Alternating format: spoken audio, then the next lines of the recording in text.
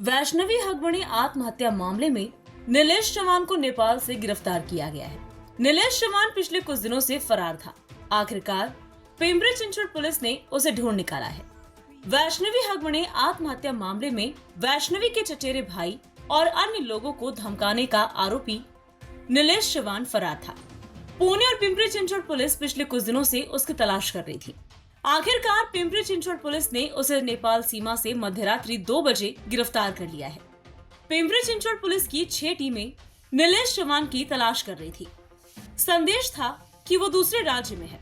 हालांकि उसके नेपाल में होने की सूचना मिलने के बाद पिंपरी चिंचवड पुलिस ने तुरंत उसे गिरफ्तार कर लिया। पिंपरी पुलिस विमान मार्ग से ला रही है। ये गिरफ्तारी क्राइम ब्रांच 4 और गुंडा विरोधी पथक साइबर क्राइम ब्रांच की संयुक्त कार्यवाही में की गई है।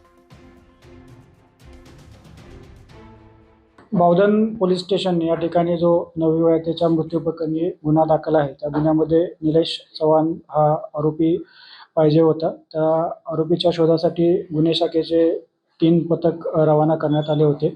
सदर पथकाने आज निलेश चव्हाण या आरोपीस भारत नेपाळ बॉर्डरवरील गोरखपूर जिल्ह्यातील एका ठिकाणावरून दुपारी आज ताब्यात घेतलेला आहे आणि त्याला ते पिंपरी चिंचवडच्या दिशेने घेऊन येत आहेत। आज मध्यरात्रीपर्यंत तो आपल्या पिंपरी चिंचवड आयुक्तालयामध्ये त्याला आणण्यात येणार आहे। गुन्ह्यामध्ये त्याचं नाव समाविष्ट झाल्यानंतर तो इथून सर्वप्रथम मुंबई कोकण या भागामध्ये गेला। तेथून तो बाय रोड दिल्लीनंतर गोरखपूर आणि दरम्यानच्या कालावधीमध्ये काही वेळ तो नेपाळ काठमांडू या भागामध्ये सुद्धा जाऊन गेल्याची प्राथमिक माहिती मिळून येत आहे। नंतर तो आपल्या बॉर्डरवरती आल्यानंतर आज सकाळपासून आपली टीम त्या ठिकाणी होती। त्यांनी मग त्याला दुपारी ताब्यात घेतलेलं आहे। सध्या तरी त्याला ताब्यात घेऊन इकडं घेऊन येत आहेत। पुढील सर्व तपासाच्या बाबी आहेत आणि तपासामध्ये जसं निष्पन्न होईल तशी आपल्याला माहिती देण्यात येईल। याच्यामध्ये गुन्हे शाखेचे आपले युनिट 4चं एक पथक होतं, गुंडा विरोधी पथक होतं आणि सायबर टीम त्यांना टेक्निकल अनालिसिससाठी होती। याच्यामध्ये युनिट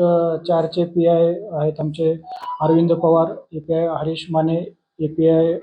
स्वामी आणि पी.एस.आय. साळुंके यांच्याबरोबर त्यांचे संबंधित अंमलदार सुद्धा होते। गुन्ह्यामध्ये जो त्याचा सहभाग आहे त्याच्या अनुषंगानं आणि इतर जे काही तपासामध्ये इतर आरोपींच्या कडून निष्पन्न झालेल्या बाबी आहेत त्या अनुषंगानं त्या गुन्ह्याचे आयोग जे आहेत आणि त्या गुन्ह्याचे जे तपास करणारे पथक आहे ते त्यांच्याकडे इंट्रोगेशन करतील।